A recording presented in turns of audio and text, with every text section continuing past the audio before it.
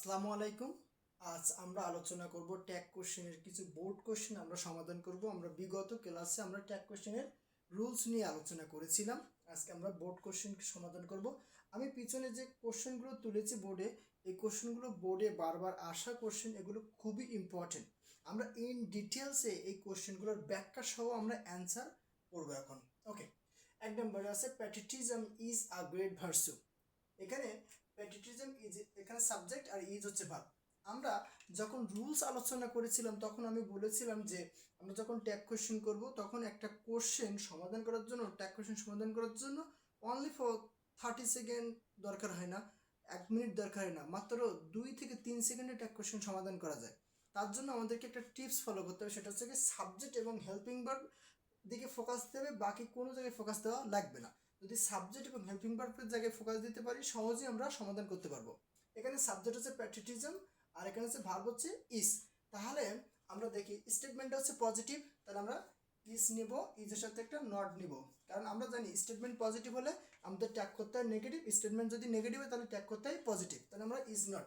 এবার প্যাট্রিয়টিজম দেশপ্রেমিক, এখানে একটা বস্তুকে, দেশপ্রেম মানে দেশের প্রতি ভালোবাসা, এই ভালোবাসা একটা বস্তু।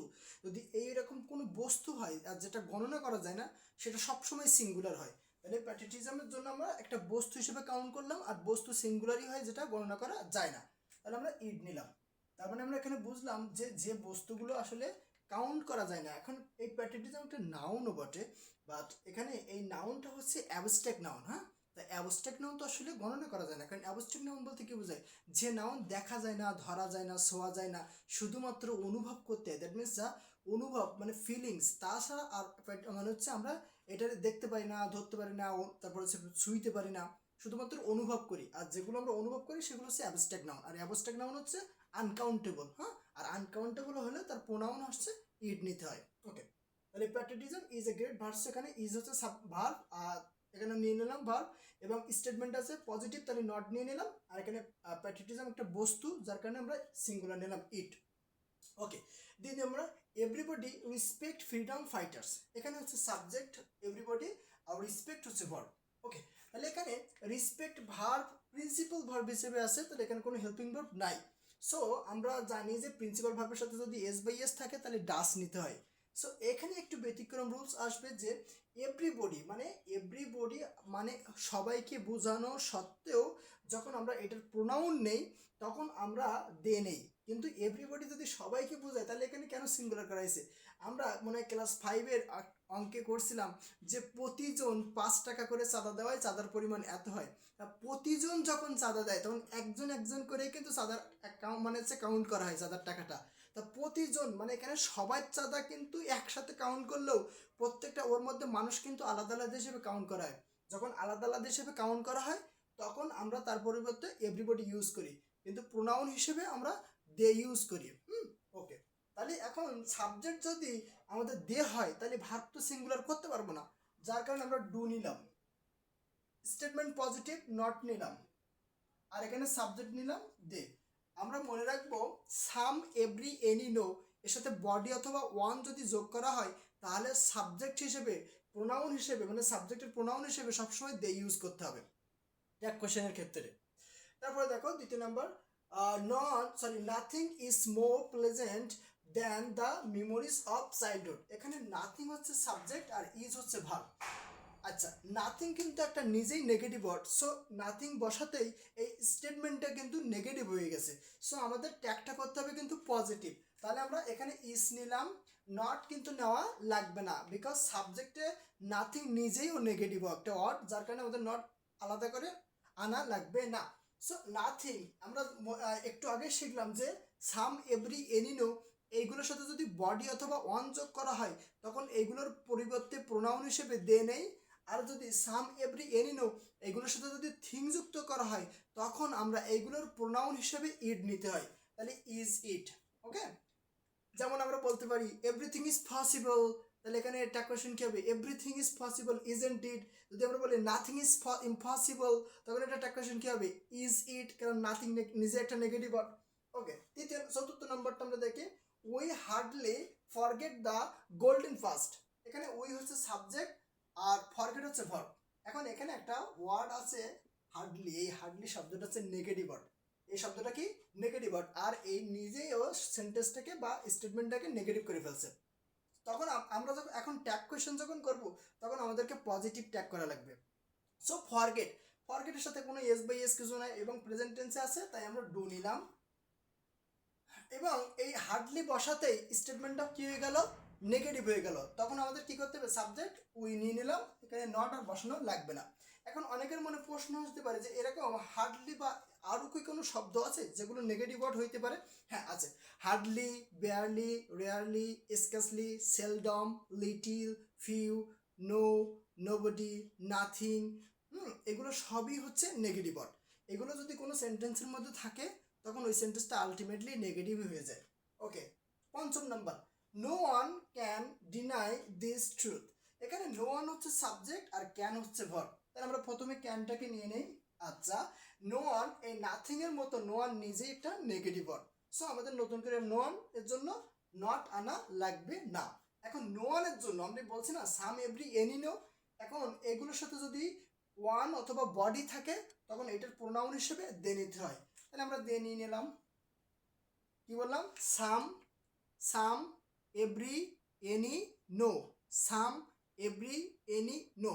এগুলোর সাথে যদি বডি অথবা ওয়ান যোগ করা থাকে, যেমন somebody, someone, everybody, everyone, anybody, anyone, nobody, no one, এগুলো যদি থাকে তখন এইটার প্রোনাউন হিসেবে দে নিতে হয়। আর যদি সাম, এভরি, এনি, নো এর সাথে যদি থিং থাকে, যেমন সামথিং, এভরিথিং, এনিথিং, নথিং না নাথিং, নাথিং, এগুলো যদি থাকে তখন আমাদের এইটার প্রোনাউন হিসেবে ইড নিতে হয়। ওকে, তারপর এভরিবডি লাইকস ক্রিকেট, এখানে হচ্ছে এভরিবডি সাবজেক্ট আর লাইকস হচ্ছে ভার্ব। আবার সেই একই কেস, ভার্বের সাথে এস বাই এস আছে, কিন্তু আমরা এভরিবডির জন্য যে প্রোনাউনটা নিব সেটা হচ্ছে দে, কারণ আমাদের গ্রামাটিক্যালি রুলস হচ্ছে এভরিবডির জন্য প্রোনাউনটা দেই ধরতে হয়। তাহলে আমরা যদি এখানে দেই ধরি তাহলে এবার ভার্বের সাথে এস বাই এস আছে, তাহলে ডাস কি নিতে পারবো? ডাস কি নিতে পারবো? কখনোই পারবো না, কারণ ডাস হচ্ছে সিঙ্গুলার, দে হচ্ছে প্লুরাল। সো আমাদের সাবজেক্ট ভার্ব এগ্রিমেন্টটা সবসময় ঠিক রাখতে হবে। তো সাবজেক্ট ভার্ব এগ্রিমেন্ট ঠিক রাখার জন্য আমাদের এখানে দের পরিবর্তন আমরা করতে পারবো না, কারণ কোনো সেন্টেন্সে কর্তার পরিবর্তন করা যায় না, কিন্তু ক্রিয়ার পরিবর্তন করা যায়। মানে কর্তাই তো প্রধান, হ্যাঁ, আমরা কর্তাকে কোনোভাবে পরিবর্তন করতে পারবো না যে এখানে আমরা হি অথবা সি বসালাম আর এখানে ডাস করলাম, এরকমটা করতে পারবো না। আমরা করতে পারবো কি, ক্রিয়ার পরিবর্তন করতে পারবো। তাহলে ক্রিয়া যদি পরিবর্তন করতে পারি তাহলে আমরা ইএসটা তুলে দিলে কিন্তু এটা কি হয়ে যায়, প্লুরাল হয়ে যায়। এবার স্টেটমেন্টটা কি, এভরিবডি লাইকস ক্রিকেট, স্টেটমেন্টটা কিন্তু পজিটিভ আছে, তাহলে আমরা একটা আমাদের নেগেটিভ ট্যাগ করতে হবে, তাই নট নিয়ে নিলাম। তাহলে don't they. Okay, rule number 7 নাম্বারটা দেখি, let's plant trees more and more. এখানে লেটস যদি থাকে আমরা চোখ বুঝে শ্যালই বসাই দিই কোনো সেন্টেন্সে, শ্যাল ওই। আমরা জানি লেটস থাকলে কোনো সেন্টেন্সে লেটস থাকলে লেটস হচ্ছে একটা ইম্পারেটিভ সেন্টেন্সের স্ট্রাকচার, আর এই স্ট্রাকচারে যদি আমরা থাকে তো সবসময় শ্যালই বসাই। আমি একটু অ্যাড করে বলি, এখানে ইম্পারেটিভ সেন্টেন্সের আমরা দুইটা ক্যাটাগরিতে ভাগ করব, একটা হচ্ছে লেটস আর বাকি সবগুলো আর একটা ক্যাটাগরিতে। যখন লেটস থাকবে তখন শ্যালই বসাবো, আর বাকি সকল ইম্পারেটিভ সেন্টেন্সে আমরা উইলি বসাবো, 100% রাইট। তারপরে time and tide wait for none, এটা খুব মানে টিপস অ্যান্ড ট্রিক্স দিয়ে বলি। অনেক সময় আমাদের সাবজেক্ট একের অধিক থাকে, বাট ভার্ব আমরা বুঝতে পারি না যে সাবজেক্টটা সিঙ্গুলার না প্লুরাল। যখন আমরা এরকম মানে বিপদে পড়ে যাবো যে সাবজেক্টের দেখে আমরা ভার্বের এগ্রিমেন্ট ক্লিয়ার করতে পারতেছি না, মানে সাবজেক্ট সিঙ্গুলার না ভার্ব প্লুরাল বা ভার্ব প্লুরাল না সাবজেক্ট সিঙ্গুলার, যখন এরকম এগ্রিমেন্টের ক্ষেত্রে আমাদের অস্পষ্টতা থেকে যায় তখন আমরা ভার্ব এবং সাবজেক্ট দুটো মিলে একসাথেই ফোকাস দিব। তাহলে আমরা একটু দেখি, এখানে টাইম অ্যান্ড টাইট মনে হচ্ছে না প্লুরাল? এবার দেখো এখানে ওয়েট আছে, কি আছে, ওয়েট আছে। তাহলে এখানে ওয়েট থাকাকালীন আমরা বুঝে গেলাম যে এখানে এটা কি প্লুরাল, তাই তো? প্লুরাল না? ওকে, এখন যদি প্লুরাল হয়, কোনো বস্তু যদি প্লুরাল হয় তাহলে আমরা তখন কি নেই, দে নেই। এখন প্রশ্ন হচ্ছে যে এইটা যদি সিঙ্গুলার হতো তাহলে কীভাবে বুঝতাম? অবশ্যই কেন ওয়েটের সাথে একটা এস যোগ করা থাকতো, time and tight waits for none এরকমটা থাকতো। তখন আমরা এখানে বুঝতাম যে সাবজেক্টের সাথে যদি এস বাই যোগ করা হয়, তার মানে ভার্বের সাথে যদি এস বাই যোগ করা হয় তখন ভার্ব সেটা সিঙ্গুলার হয়ে যায়, আর নাউন তার মানে সাবজেক্ট নাউনের সাথে এস বাই যোগ করলে তখন সেটা প্লুরাল হয়ে যায়, তার মানে অবশ্যই এটা সিঙ্গুলারই আছে। তাহলে আমরা ডু নিলাম, আর ডু নেওয়ার পরে পুরো স্টেটমেন্টটা কি পজিটিভ। তাহলে এখন স্টেটমেন্ট কিন্তু পজিটিভ না, একটা নাবোধক একটা ওয়ার্ড আছে, নাবোধক একটা ওয়ার্ড আছে। তাহলে এখানে স্টেটমেন্টে নেগেটিভ, তাহলে আমাদের নট আর নেওয়া লাগতেছে না। আর এখানে হচ্ছে টাইম অ্যান্ড টাইড, তার জন্য আমরা কি নিব? দে, ডু দে। আচ্ছা, তারপরে এরপর বলছে students hardly miss watching this game. এখন এখানে হার্ডলি একটা নেগেটিভ ওয়ার্ড, আমি একটু আগে বলছি hardly, barely, rarely, scarcely, seldom, little, few, never, no one, nothing, nobody. হ্যাঁ, এগুলো সবগুলো শব্দই হচ্ছে নেগেটিভ ওয়ার্ড। এই শব্দগুলো যখন থাকে তখন আমাদের ট্যাগ কোশ্চেন করার সময় আমাদের নতুন করে আর ওই সেন্টেন্সে নট আনা লাগে না। তার মানে ওই শব্দগুলো যখন থাকবে তখন সেই স্টেটমেন্টটা কি নেগেটিভ, তখন ট্যাগটা করবো কি পজিটিভ। তাহলে এখানে আছে মিস মেইন ভার্ব, এখানে মিস মেইন ভার্ব আছে এবং আমাদের এখানে কোনো ভার্ব নেই, হেল্পিং ভার্ব। তাহলে হেল্পিং ভার্ব যদি না থাকে তাহলে আমরা মিসের দেখে আমরা কি আনতে পারি? আমরা ডু আনতে পারি। আচ্ছা, স্টেটমেন্ট পজিটিভ, যার স্টেটমেন্ট নেগেটিভ, তাহলে আমাদের নট লাগবে না। আর এখানে স্টুডেন্টস প্লুরাল আছে, তার জন্য আমরা কি নিব? দে নিব। ওকে, তারপরে sincerity is a great versa. এখানে সিনসিয়ারিটি হচ্ছে সাবজেক্ট আর ইজ হচ্ছে ভার্ব। আর স্টেটমেন্টটা কিন্তু পজিটিভ, তাহলে আমাদের ট্যাগটা করতে হবে কিন্তু নেগেটিভ। তাহলে আমরা ইজ নিলাম, স্টেটমেন্ট পজিটিভ, তাহলে আমরা নট নিলাম। আর এখানে সাবজেক্ট হচ্ছে সিনসিয়ারিটি। সিনসিয়ারিটি মানে আন্তরিকতা, হ্যাঁ, খুবই বন্ধুসুলভ ব্যবহার। এখন এটা একটা বস্তু, হ্যাঁ, এখন এই যে আন্তরিকতা, বন্ধুসুলভ ব্যবহার, এটা কি আসলে কাউন্ট করা যায়? এটা কাউন্ট করা যায় না। তাহলে যেটা কাউন্ট করা যায় না, তাহলে সেটাকে আমরা সিঙ্গুলার হিসেবে কাউন্ট করতে হয়। আর সিঙ্গুলার হিসেবে কাউন্ট করলে তার প্রোনাউন কি? ইট। আমরা 1 নম্বরে এটা শিখেছিলাম যে প্যাট্রিয়টিজমস, দেশপ্রেম, দেশের প্রতি ভালোবাসা। এই ভালোবাসা কি দেখা যায়? গোনা যায়? যায় না। সো যেটা গোনা যায় না, দেখা যায় না, সেটা আমরা অ্যাবস্ট্রাক্ট নাউন বলি।